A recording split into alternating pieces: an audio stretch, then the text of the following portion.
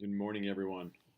Frederick with Keto Connect. Want to go over some things that, quite honestly, uh, has me exhausted today. Down here in Nashville, Tennessee, having a good time at a chiropractic conference for the Blair Chiropractic Society. It's fantastic. We're having a lot of fun. I had a good presentation yesterday. Downside was I didn't get a whole lot of sleep last night, or Thursday night, coming into Friday morning. So wanted to share just a little bit about why my blood glucose numbers are way high and my ketones are low. One of the responses that's going to naturally happen is your cortisol is going to go up in high stress situations. And my cortisol was probably through the roof as I drove down from central Illinois down to Nashville, Tennessee. So 6 hours of driving. I did get some food in, but I was sitting at 5.6. No, I was sitting at 5.7. That was yesterday's reading. 5.6 was today. I'm trying to get that so that it's not in the light so you can actually see the 5.7. There it is, 5.7. And definitely dehydrated because today I was at 5.6, but my hematocrit was down in the 40 percentile. Blood glucose, or my ketones were down too, but my ketones were okay yesterday. They were sitting at 1.6, lower than what I've been. I've been sitting in the fours, threes and fours a lot of this week, but we're also doing 2 refeeds on the diet. We're sitting at about 1,600 calories for my cut for these last couple of weeks. But we had a couple of refeeds just to make sure my brain doesn't have too many problems, which it was. So the refeeds were helping, obviously dropping ketones because I'm increasing my protein overall. But yesterday I had this amazing meal. I would pull it up. It's on my Instagram, of course, but they're not linked properly for whatever reason, largely because it's my chiropractic account. But that was my brisket and ribs. And it was really good, except here's the problem with ribs. Brisket's going to be spot on. In fact, I'm going to have probably 12 ounces of brisket today, and that's going to hit my macros right at 80 grams of protein and 140 grams of fat. And then I'll have a little bit of carb with that, but probably not anything but straight lettuce, spinach, something like that, because I don't know if you can see it, the coleslaw in there, lots of extra fat, lots of sugar. Same with that broccoli salad. It's good. It was very good. We were over at Martin's next door. I thought it was fantastic, but high in carbs. And as you know, and again, we went out last night for a little bit. I don't drink alcohol, certainly, but let's see if that's a better, or if it looks better over here. There's my 7.7. So that was this morning at 8:30 after about 18 hours of fasting. And this is my glucose reading. 4.1 is where I think I've got my biggest problem with that glucose reading. Feeling dehydrated and feeling pretty rough this morning. Had my keto coffee. Did work out yesterday. Did a light workout with some snatches, some kettlebell snatches, and a pressing kettlebell. How to call it? It's a Turkish get-up of sorts, but it's right up to that first bridge and just some pressing along with that. I'll do a video on that here probably next week. Another great part of the Strong as Heck program. Sorry about the ahs and the ums. I'm just tired this morning. And when you have your blood glucose that high and your ketones that low, your brain doesn't fire the way you're used to. So you end up adding filler words. Toastmasters work is coming in. But in any case, the way to get back to your macros, get back to normal stuff, is to just go back to it.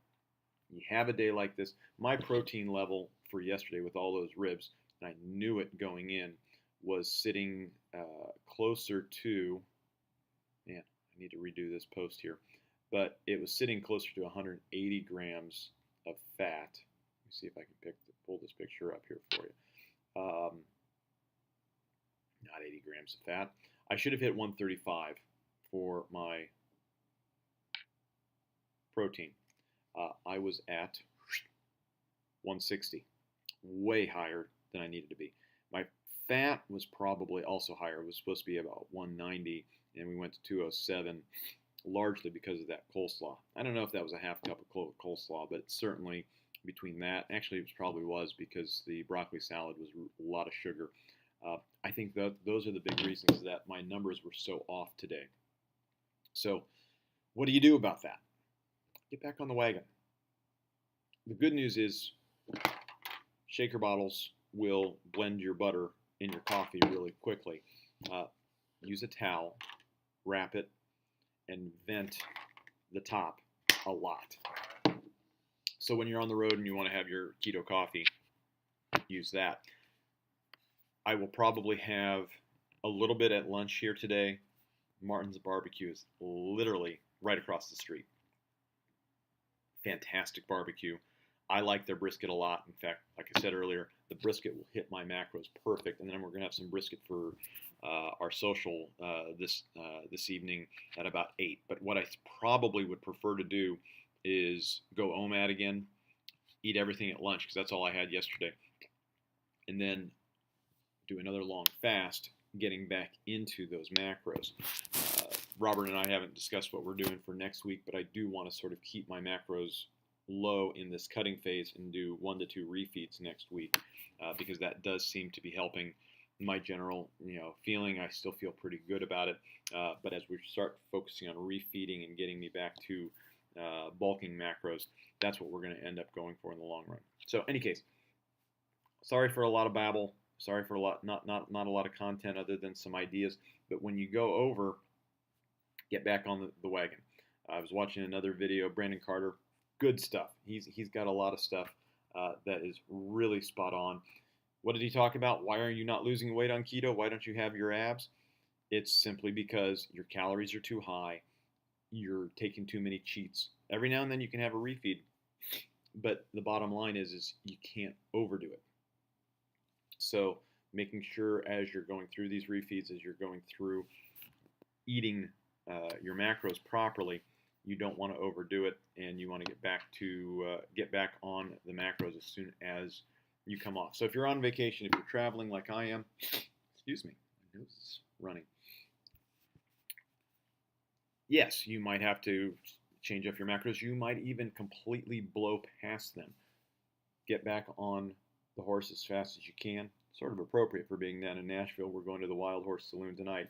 But don't do 2 days in a row over the top.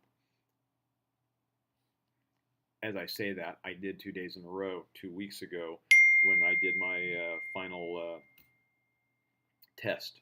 When I did that test, the powerlifting test here the other day. But in any case, I